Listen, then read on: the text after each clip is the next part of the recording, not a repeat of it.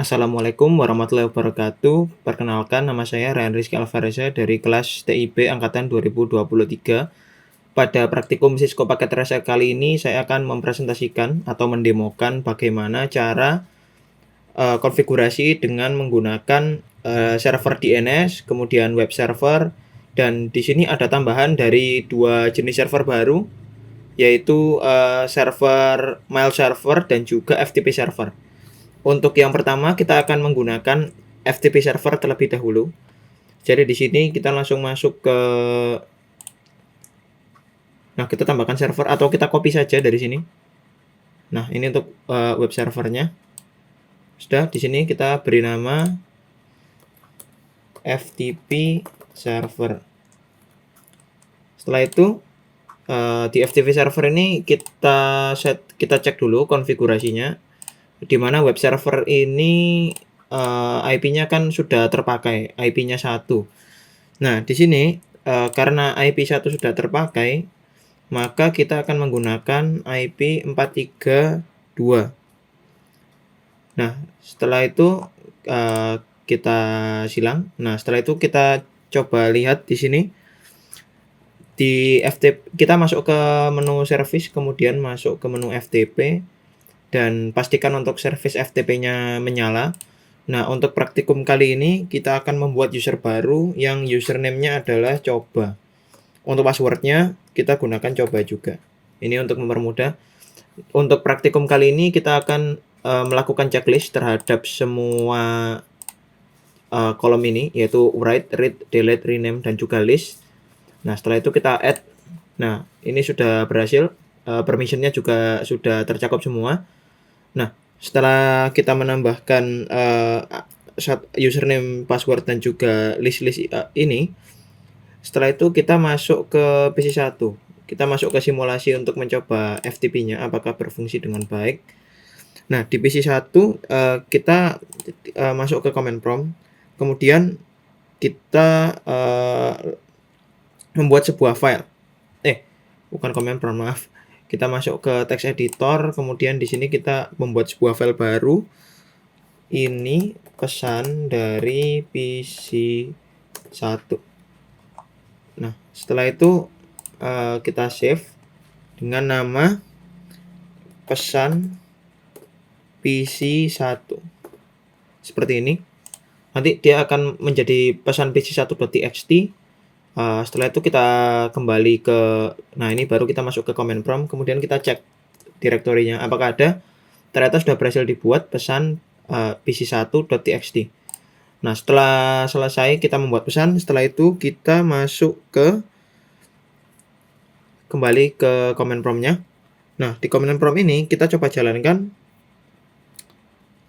command ftp 432 sesuai dengan IP dari FTP server yang sudah kita buat sebelumnya.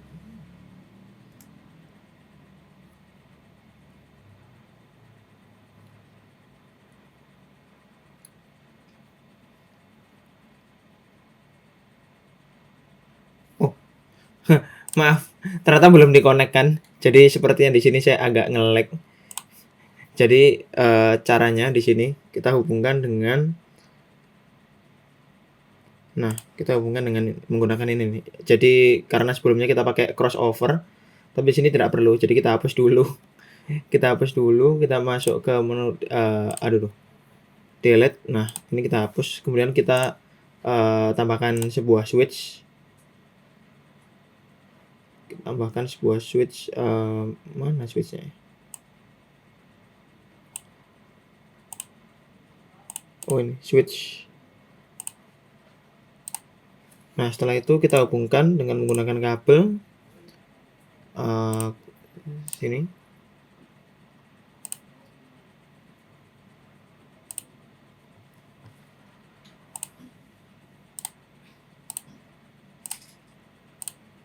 Nah, setelah itu berlaku juga dari, nah ini.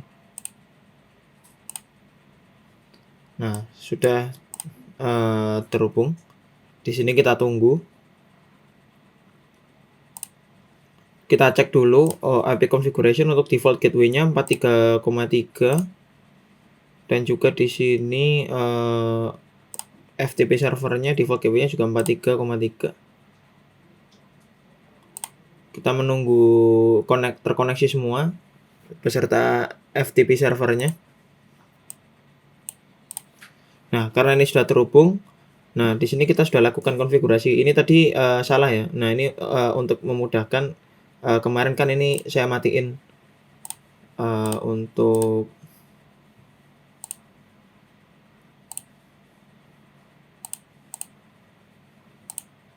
nah ini saya nyalakan dulu biar bisa terhubung normal. Nah, setelah itu di PC1 tadi kan kita sudah ini kan gagal disconnect nih. Nah, di sini kita lakukan ulang FTP 434343 2. Nah, sudah berhasil terkonek. Tadi username-nya adalah coba dan password-nya adalah coba. Nah, sudah. Nah, setelah itu karena kita sudah berhasil terkoneksi. Nah, di sini kita di FTP ini melakukan perintah seperti ini, put pesan 1.txt. Kita mencoba mengupload sebuah pesan yang teks pesan yang sudah kita buat tadi ke FTP server, put pesan 1.txt. Oh, PC1. Maaf, put pesan PC1.txt. Harusnya benar ini. Nah, sudah. Di sini kita lihat transfer complete. Nah, setelah itu kita cek, kita pastikan bahwa file ini sudah terupload. Nah, sekarang kita jalankan command dir pada koneksi FTP ini. Nah, sekarang kita cek PC1. Nah, ini pesan PC1.txt. Artinya pesan ini sudah berhasil terupload di FTP server. Nah, setelah itu kita coba download di laptop. Caranya kita download, kita close dulu aja lah. Nah, kemudian kita kembali connect ke FTP servernya. 3.2 username coba. Nah, setelah itu kita coba lakukan komen seperti ini, get pesan pc1.txt. Nah, transfer complete. Nah, kemudian file yang sudah terdownload ini di laptop kita ini kita sudah bisa coba buka di aplikasi text editor di laptop. Nah, setelah itu kita kembali keluar, kemudian kita keluar lagi, kemudian kita cek di dir.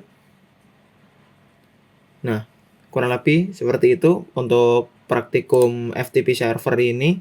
Kita sudah berhasil melakukan pengiriman dan juga download di antara PC1 dengan FTP server.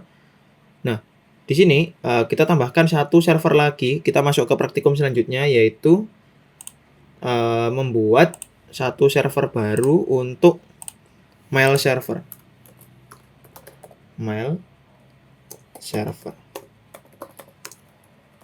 Nah, mail server ini kita hubungkan juga dengan menggunakan default gateway yang sama ke switch.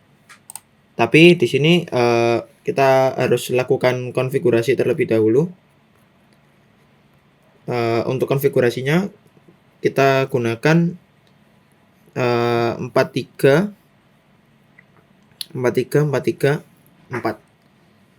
Kita cek apakah sebelumnya sudah ada yang menggunakan. Ini 1. Kemudian DNS ini 33. Tetap benar. Ini berarti sekarang kita akan lakukan konfigurasi dengan menggunakan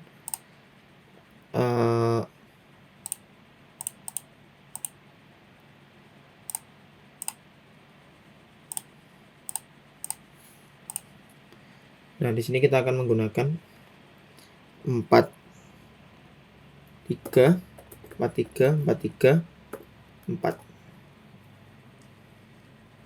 Nah, untuk default gateway-nya kita cocokkan dengan FTP server yang sebelumnya sudah kita buat. Sama 255 dan 433.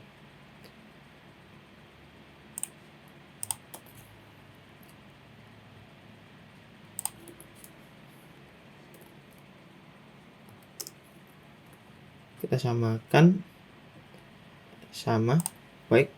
Di sini kita silang sama FTP servernya juga.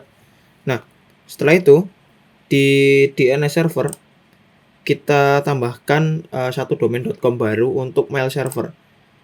Nah, di sini di DNS nah, di sini kita tambahkan dengan arecord.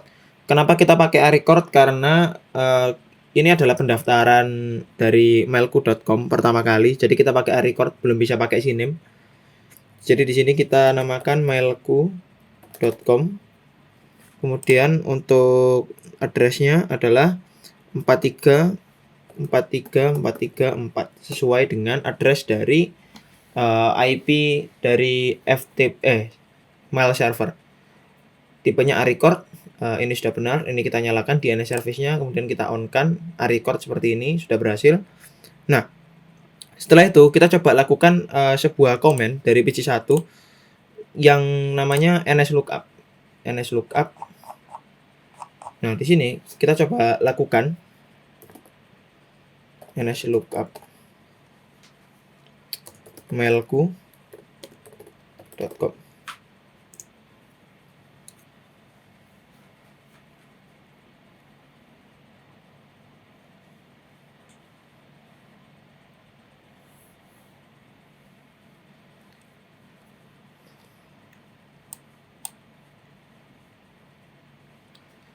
Nah, ini biasanya karena kita lakukan nslookup untuk yang pertama kali, jadi ada DNS request timeout. Timeoutnya sampai 15.000 milisecond, artinya membutuhkan waktu sekitar 15 detik mungkin ya. Di sini kita coba lakukan nslookup lagi, nslookup mailku.com. Nah, maka dia akan langsung terkoneksi seperti ini. Jadi tadi karena masih awal-awal, maka ada sedikit delay.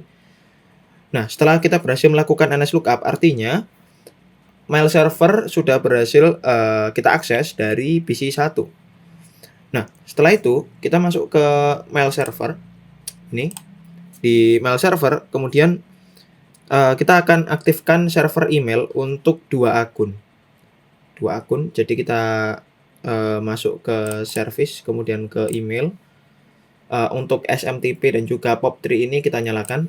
Nah, di sini kita ingin lakukan, karena saya akan melakukan percobaan terhadap 3 akun, jadi saya membuat user 1 dengan password coba. Ini passwordnya saya samakan semua untuk user 1. Kemudian ini belum saya set. Untuk domain name-nya kita gunakan mailku.com. Jadi ini jangan lupa di set ya. Kemudian kita coba add user 2 dengan password coba sama mailku.com. Kemudian kita add user 3 coba dengan mailku.com sama. Kita cek apakah sama semua. Sudah. Nah, setelah kita membuat akun server email, nah setelah itu kita akan konfigurasi aplikasi dari mail client-nya, dan kita coba kirim pesan atau email dari user 1 ke user 2. Nah, di sini coba kita lakukan. Nah, di sini kita email. Kemudian untuk name-nya kita ini belum dilakukan konfigurasi. Nah, untuk konfigurasinya di sini kita set ke user 1, kemudian email address-nya user 1 at mailku.com sama. Kemudian username passwordnya tadi user1, passwordnya adalah coba. Kemudian kita save. Ini adalah konfigurasi email dari PC1 akunnya. Kemudian PC2 kita menggunakan konfigurasi user2. Kemudian user2@mailku.com. Kemudian ini mailku.com sama. Untuk username passwordnya user2, kemudian sama, coba juga. Kita save. Nah, setelah itu di PC3 kita lakukan konfigurasi juga. Tadi kita menggunakan user3, berarti user3@mailku.com, kemudian user3 aja sih. Kemudian user3@mailku.com sama, user3 passwordnya sama, coba. Kemudian kita lakukan save. Nah, setelah itu kita ingin melakukan sebuah percobaan, di mana di sini kita akan mengirim sebuah pesan dari PC1 atau user1 ke user3. Di sini kita coba lakukan email. Kita masuk ke menu compose, kemudian kita kirim ke user3. Subjeknya adalah coba. Ini pesan. Kemudian ini pesan dari user1. Nah, kemudian kita lakukan send. Nah, sending mail to user3 with subject pesan. Nah, di sini tulisannya send sukses. Setelah itu kita silang, ini kita keluar, kita exit. Nah, setelah itu kita masuk ke PC3 di email dan kita receive.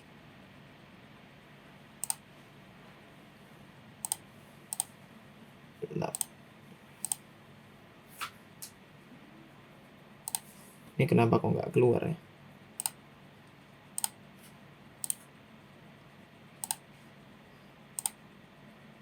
Kita coba lagi.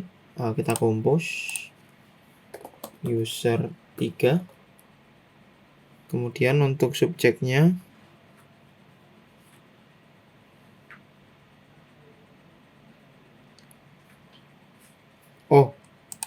salah, user3@mailku.com. Kemudian subjeknya ini pesan baru. Ini pesan dari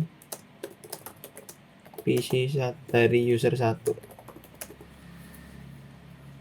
Kemudian di send.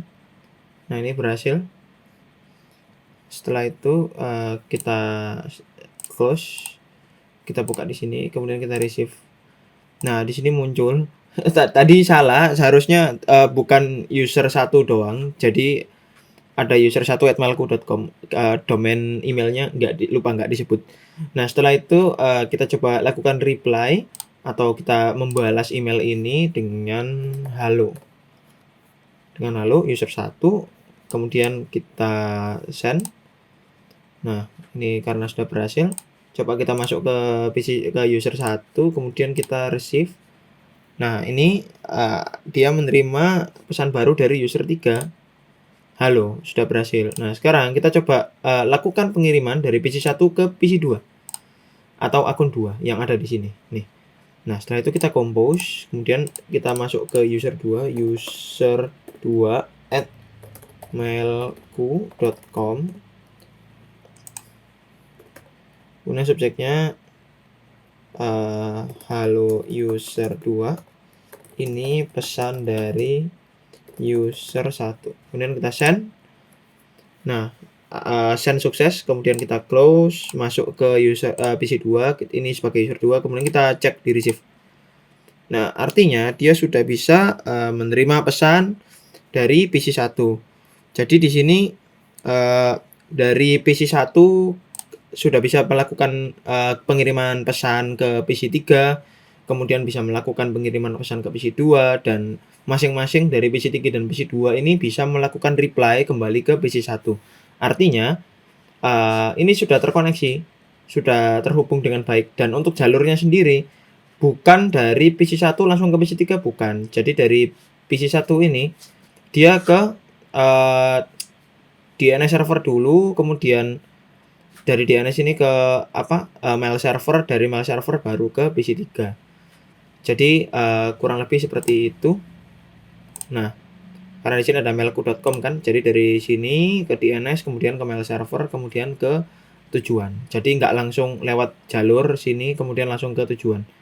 Kurang lebih seperti itu untuk praktikum kali ini yang menjelaskan tentang apa itu FTP server dan juga mail server. Semoga bermanfaat, kurang lebihnya mohon maaf. Wassalamualaikum warahmatullahi wabarakatuh.